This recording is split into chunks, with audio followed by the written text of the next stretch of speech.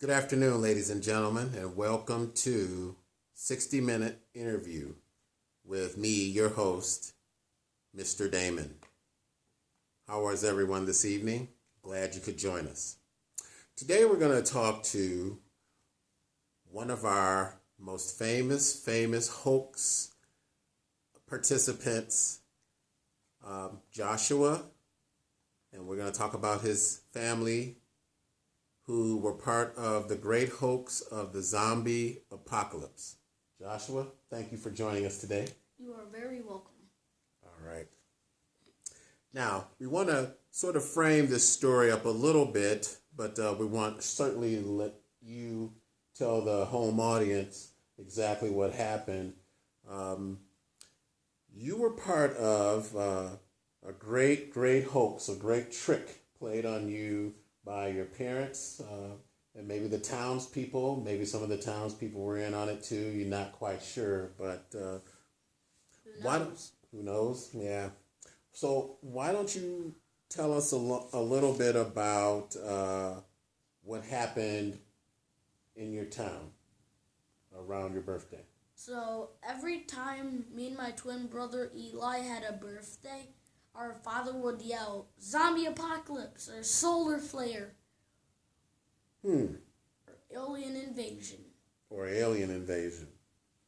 Now, would he do this just randomly, or did you always think there was some sort of apocalypse or danger going on, and did you guys practice? Yeah, we practiced once a week. Once a week. You had like a fire drill or like some sort of storm or tornado drill? No, not really. So we had, whenever he shouted zombies or solar flare or alien invasion, we had to run to the basement, and there's a drill down there with an iron door and a couple of bolts, so we could bolt up the iron door. And we had a couple of rations, pasta meal, microwave. Interesting. So he would practice this drill, but sometimes it was just a drill. But around your birthday, it was not a drill. It was different than a drill.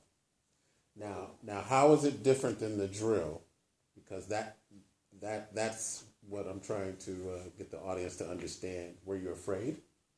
Yeah, we were very afraid, and our parents would grab us, put them on our backs, and run downstairs. See, in the drills, they didn't bolt the door. When it's the real thing, they did. Okay, so when they bolted the door, that's when you knew it really wasn't a drill, and then that's when it would make you a little bit afraid, and you guys thought it was really, you were really in an invasion. Very interesting. So what was down in the shelter? How did you survive in the shelter? How long did you stay in the shelter? 1 week. 1 week? My goodness.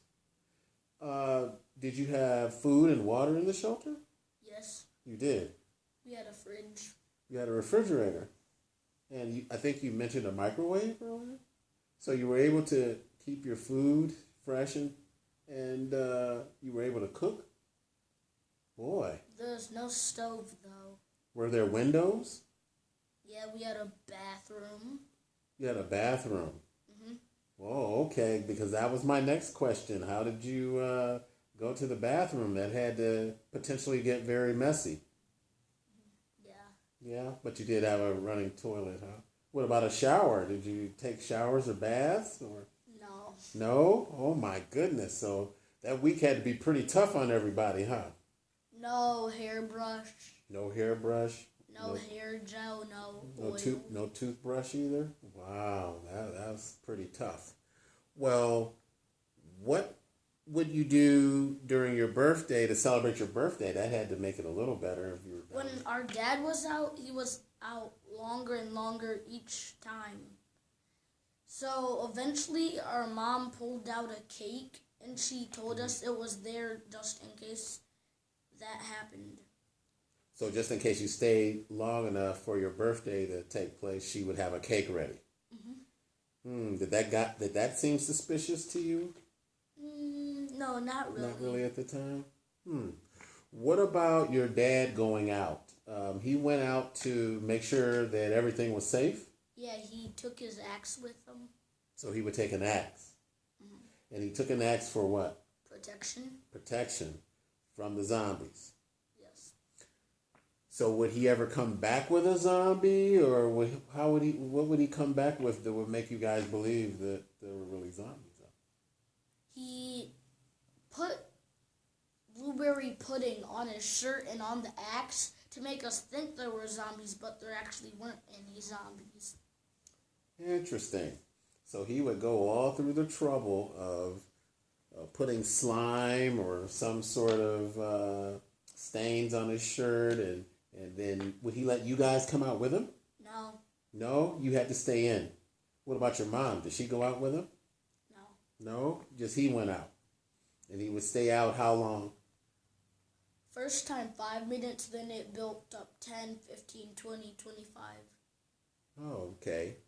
So he was going and pretending like he was searching the neighborhood, or what was he doing? Pretending that he was just making sure that your house was safe? Yeah. Okay. So you had never really saw any zombies. Never even heard any zombies.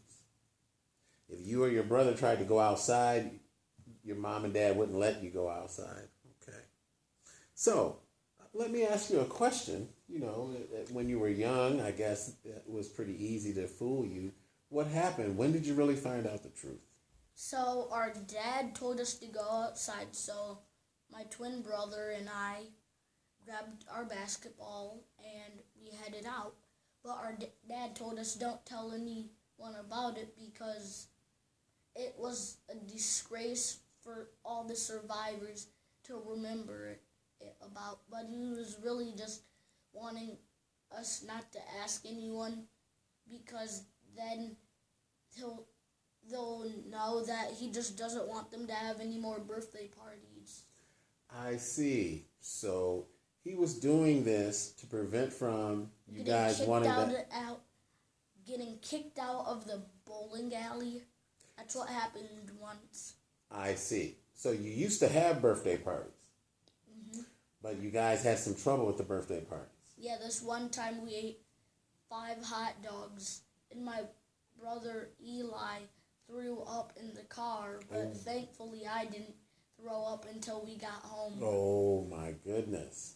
So you had a little bit of stomach problems from the birthday parties, and you actually got kicked out of a bowling alley?